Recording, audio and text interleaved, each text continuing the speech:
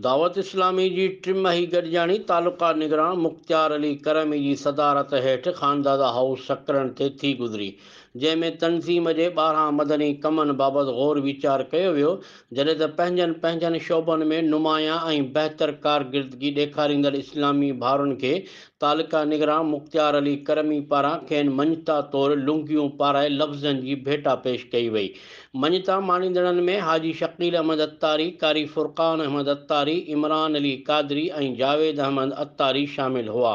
मञता तक़रीब दौरान तालुका निगरान मुख़्तियार अली करमी ॻाल्हाईंदे चयो त कंहिं बि तनज़ीम या तहरीक जी कामयाबी उन जे वर्करनि जी ख़ुलूस ऐं मिलियल ज़िमेवारी पूरी करण सां हूंदी आहे।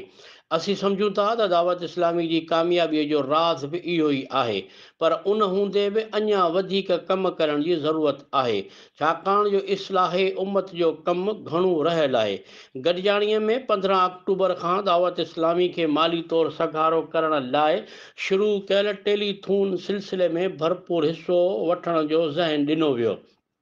गॾिजाणीअ में अल्लामा हबीबुल्लाह अल मदनी,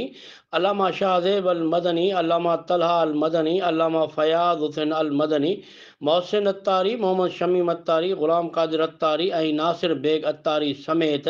कई इस्लामी भाउ